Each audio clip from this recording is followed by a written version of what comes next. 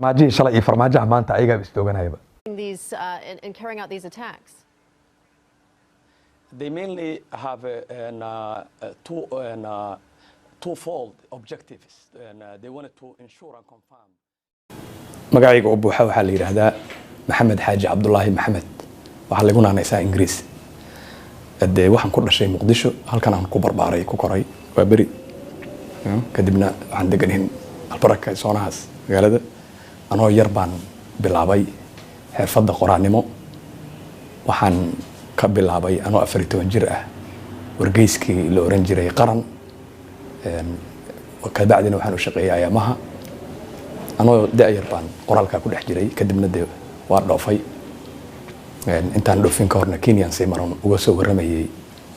idaacaddii Horn Africa la oran jiray waxaan ahaa political correspondent waxaan ka soo waramay shirkii dib u heshiisiinta Soomaaliyeed ee ka dhacay Eldoret ka bacdina loo soo wareejiyay Bagati bilowgiisa hore soo socdaan ka dhoofay ka tagay waxaan galay Belgium halkaasaan ka bilaabay sanadkii koobaad foundation sanadkii hore oo ah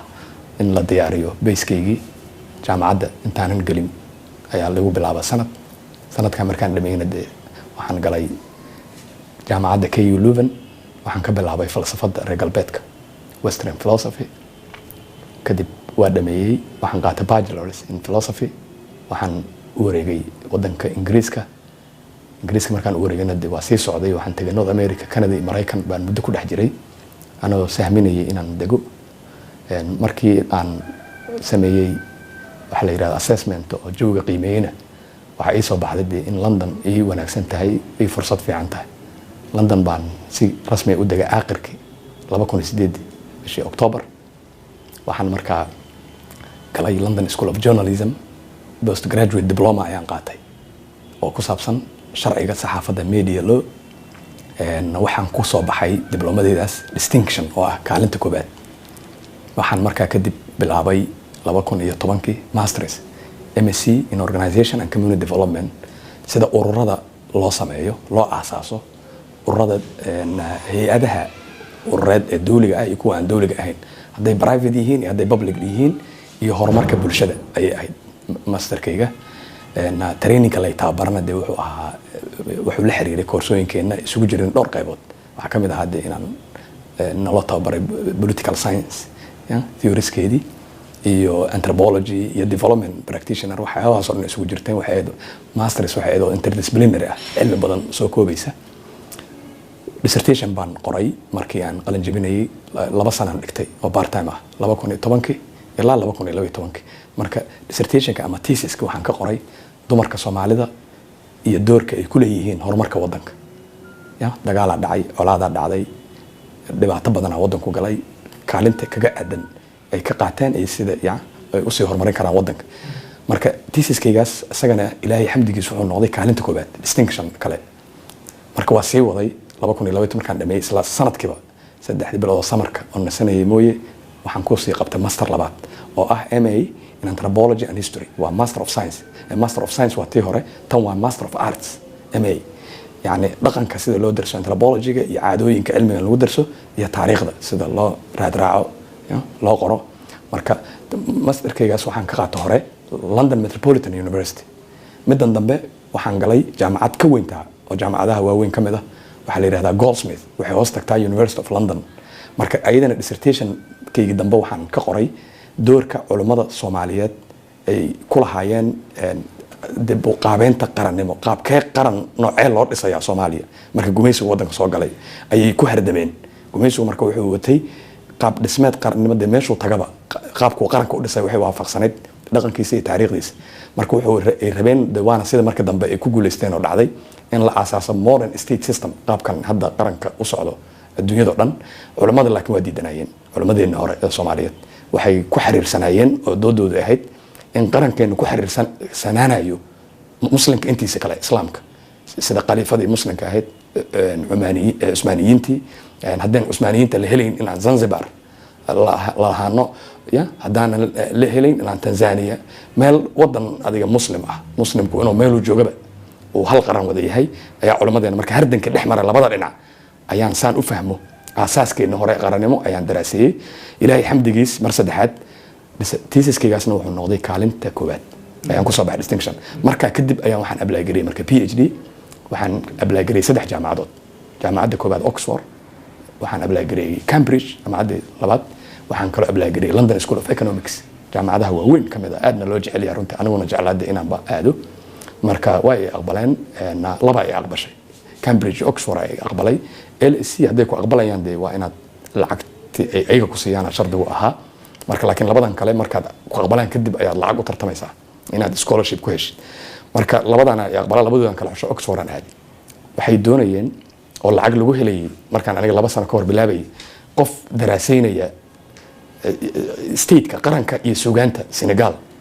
colaada iyo qaranka Congo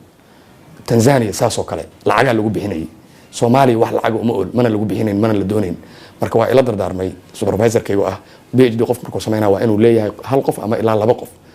oo supervisor garay soo haagta wax marka igala hadlayay ahayd inaan meelahaas kala eego laakiin aniga mar walba waxaan ku dhiirin jiray aaminsanaa cilmiga aan baran doono inuu noqdo cilmi caawinaya Soomaali wax u qabanaya dadka aan ka imi oo dhibana marka haddii aan maanta soo darso Senegal oo aan ayada kaligeed ku takhasuso ama Tanzania dheh ama Congo dheh ama Rwanda dheh waxaan ogaaday markaan wadankayga ku soo noqdo wax uun waa iga caawinayaan inaan ku eego laakiin ma ihi qabiir kuma noqonayo Soomaaliya laakiin maanta ilaahay xamdigiiste daraasadaas dheer aan ku jiro microscope-ka Soomaali aan ku eegayay xoogiis anoo laakiin ku bilaabay waayida dambe inaan ku eego Afrikaanteeda kale waxay suurtagelisay inaan maanta ummadayda wax weyn oo u faa'iideyn karo inuu jiro marka taas waa taariikhdaas aan soo maray sida u dheerayn dhawaan bandhigii buugaagta caalamiga ah ee Muqdisho lagu soo qabtay waxa ku soo bandhigtay buug la yiraahdo qaranjabkii Soomaaliya buugaasi maxaa diiradda ku saartay maxaa kugu dhaliyay inaad qorto buugaas waxaan ubuucdiisu yahay oo ka waramaya qaran burburay qaranka naga baaba'ay ee Soomaaliya ka burburay mawduuciisu waa state collapse qaran baaba'ay oo burburay oo basanbaasay waxa igu dhaliyay inaan qorana waxay ahayd wadankeenu wuxuu noqday adduunyada markaad fiiriso wadamada burburay wadan mucjizo ah oo adduunyadina oo dhan ay la yaabantay cid kasta oo muxbo u haysa xataa ummadda Soomaaliyeed oo ajnabi aan ay ku qalbi jabtay wax walba inta la tijaabiye la taraay gareeyay wax ka soo baxaya aysan jirin laga bilaabay peace building nabad dhismaheed laga bilaabay qaran dhismihiis state building laga bilaabay qaran la sameynayo state making wax walba markii la sameeyay wax ka naasacad aysan jirin wax uun kala gogo'ay oo cad u kala gogo'ay soo jira ilaa marka dambe ajnabigiina jeclaa iyo ummadihii noo dhawaa ay aqbaleen oo caadi u arkeen in saas ay yihiin lagu wado saas ay yihiin in lagu socdo aan waxba laga bedelin marka anigu waxaan doonayay inaan u helo hal u raadiyo qayb ka noqdo tacliintayda iyo cilmigayga anoo isticmaalaya dib u qaabeynta qarannimo ee wadanka dooduna waxay ahayd oo doodan buugga ku dooda waxay ahayd mushkilad jirta ama masiibo dhacday ama wax taagan oo dhib ah ama dhibaato ah hal looma heli karo haddii aan la ogeyn ruudkii xididkii dhibaatada waana sababta u weyn oo maanta xal loo laayahay iyadoo aan la fahmin waxaana haysta aan maanta u midoobi la'nahay ayaa waxaa la doonayaa in xal la helo mana la helayo macquulna ma ah يعني wax aqliga caadiga ah oo ogolaanaya ma ah marka waa in wixii la qiimeeyaa dib loo qiimeeyaa dib looga baaraan dagaa dib loo falanqeeyaa loona faaqido marka la helo dhinac walba laga eego any aspect ma aha kaliya in laga eegayo historically taariikhiyan waa in laga eego politically siyaasiyan waa in laga eego sociologically bulsho ahaan waa in laga eego economically dhaqaale ahaan waa in laga eego tan ugu muhiimsan weeye psychologically fikirka dadka iyo maskaxda say u fikirayaan ummadda Soomaaliyeed marka kadib ayaa xal heli karaa marka buugaygu waa isku day bilow ah oo la bilaabi doono in laga doodo lagana arinsado san xal fiican u helana de waxaan ka balaaran waxaan ku xiray daraasaadka cilmi baarista Afrika daraasaadka lagu darso khilaafaadka qaaradda Afrika tan lagu darso siyaasadda wareersan ee qaaradda Afrika يعني لا يابن yahay oo ka duwan Europe iyo Asia iyo Latin America ku xiray aan isleeyahay de taasa isugu dhow yihiin dhaqan ahaan ku eg tiyaanan ku eegay marka waxay rajadeedu tahay de wax fiican inay ummadda Soomaaliyeed ka baran doonto iyo inta danaynayso in wadanka xal laga helo soomaaliya hadda siyaasadeeda waxaad moodaa inay sameynayso xoogaa horumar ah oo iminka waxaa ka jirta dowlad federaala maamul goboleedyo ayaa dhismay hadda waxaa la rajeynayaa in isbedel uu dhaco oo doorashooyin ay dhacaan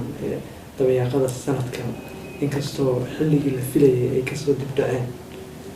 sidee u aragtaa hadda dhaqaaqa siyaasadeed ee dalka uu marayo waxaan arkaa oo ii muuqato wadanku inuu u sinqaday horumar guud ahaanba meelay Soomaali joogtaba dadku inuu u dhaqaaqay xilligii in la galay horumarka marna haddii dadku ku fikiro horumar waa lagu gaaraa horumarkii oo wadanku waa muuqataa in wax isbedel uu dhacayo meel walbood aan soo maraba laakiin waa inaan macnaynaa horumarkan dhacaya ee wadanka ka socda iyo transformation kan socda maxay yihiin si cilmi inaan u macnayno oo aanan u macnayn sida dadka caadiga ah ee u macnaynayaan waxaan dhacaya anigu marka si cilmi markaan wixii u fiiriyay oo cilmi baaray waxa ii soo baxday laba waxyaabood ayaa horumarku ku salaysan yahay meel horumar ka dhaco laba si u dhaca mid wuxuu ku dhacaa state qaab yani qaran midna wuxuu ku dhacaa qaab society oo bulshada horumarka u sanqatay sida aniga hadda ii cad oo cilmi baaristeeda kunaanadkeedu yahay meel kasta oo horumar ka muuqdo oo maanta wadanka ah waa horumar ay bulshadu qabsatay ayadu ma aha horumar qarankeedu u qabtay saad u jeedid horumarka la gaaray shirkadaadka ha noqdo mobile systemka telecommunicationska xawaalad systemka tviyada la furay radioyada jaamacadaha la furay waxaasoo dhan waa wax bulshada ka yimi wax contribution oo qaranka ku daray ma leh marka waa inaan qiimeynaa marka oon isweydiinaa inaan helno qaran nagu sii caawiya yaa waardiyey horumar bulsho gaarto qaranka u waardiyey marka waa inaan ku dadaalnaa oo aanan aaminin in meesha hadda aan joogno qarankeena sidaa oo ku wanaagsan ama okay ku yahay waa inaan dadaalnaa oo horumar qarannimo aan helnaa waa inaan xooggeena isugu geynaa sidii midnimadii qarannimo ee ummadda Soomaaliyeed ay u wada dhamayd aan u heli lahayn maxaan ku gaari karnaa dee waa inaan taas waa fikir kale iyo su'aalo kale hadda waxaa la filayaa Soomaaliya inuu ka dhaco isbedel hoggaan cusub la doorto ama hoggaanka hadda jira uu soo laabto isbedel aynkee ah ayaad isdhihi kartaa Soomaaliya uu ka dhici karaa haddii aad qiimayso amaba aad sii saadaaliso waxaa loo baahan yahay ummadda Soomaaliyeedna ay wada sugaysaa in isbedel wanaagsan ay hesho in wax wanaagsan u soo baxaan in horumar ay gaarto adduunyadu waxay sugaysaa Soomaaliya ilaa 2020 meesha ay tagi doonto waa in ummadda Soomaaliyeed arrintaas horta lagu baraarujiyaa